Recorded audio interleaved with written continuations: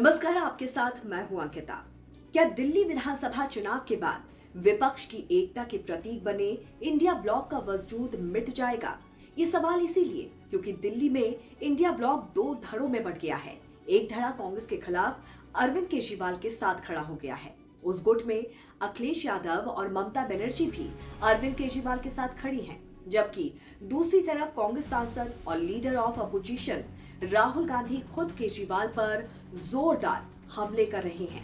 हालांकि दिल्ली चुनाव की शुरुआत में ऐसा लगा कि कांग्रेस और आम आदमी पार्टी के एक दूसरे के खिलाफ मैदान में उतरने के बावजूद फ्रेंडली फाइट होगी, लेकिन राहुल गांधी ने अचानक से गियर बदल दिया और वो केजरीवाल पर टूट पड़े। राहुल के हमले इतने तीखे थे कि केजरीवाल ने पलटवार करते हुए पूछ लिया कि आपका परिवार भी तो जमानत पर छूटा हुआ है, अब तक जेल क्यों नहीं गया? दरअसल राहुल गांधी मनीष सिसोदिया के पटपड़गंज विधानसभा क्षेत्र में चुनाव प्रचार करने के लिए आए हुए थे। इस दौरान उन्होंने दिल्ली शराब घोटाले का नाम लेकर आम आदमी पार्टी के नेता और सरकार को भ्रष्टाचारी बता डाला।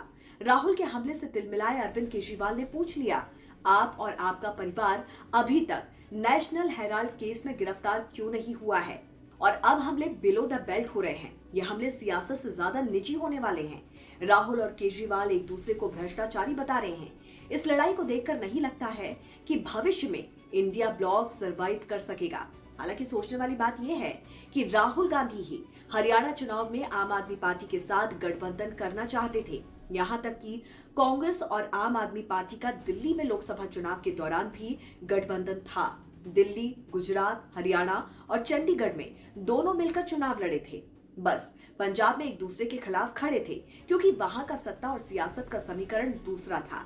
जानकारों का मानना है कि इंडिया ब्लॉक गठबंधन के बावजूद केजरीवाल पर हमले करना राहुल की मजबूरी है, क्योंकि भविष्य की राजनीति के हिसाब से देखें तो अरविंद केजरीवाल इंडिया ब्लॉक ही नहीं, पूरे विपक्ष की राजनीति में भी कांग्रेस के लिए खतरा बनने वाले हैं। कांग्रेस को डर है कि आने वाले समय में पीएम मोदी पर हमले की कमान केजरीवाल ही न थाम ले।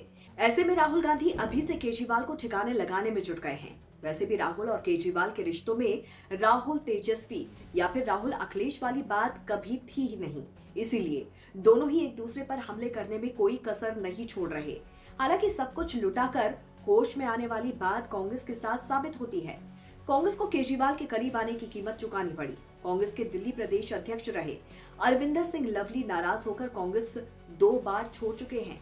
तो वहीं लोकसभा चुनाव में राहुल गांधी को केजरीवाल के साथ हाथ मिलाने से लेकर कन्हैया कुमार को दिल्ली से टिकट देने तक के लिए कांग्रेस नेताओं और कार्यकर्ताओं की नाराजगी झेलनी पड़ी थी। ऐसे में राहुल गांधी दिल्ली में कांग्रेसी कार्यकर्ताओं को संदेश देने की कोशिश कर रहे हैं। वैसे कहा तो ये जा रहा है कि कांग्रेस का आम कार्यकर्ता ही अब आम आदमी पार्टी की ढाल बनकर दिल्ली में कांग्रेस के मंसूबों पर झाड़ू फिरा रहा है। तो इस पर आपकी क्या राय है, जरूर बताइए। जुड़े रहिए राष्ट्रहित टीवी के साथ। नमस्कार।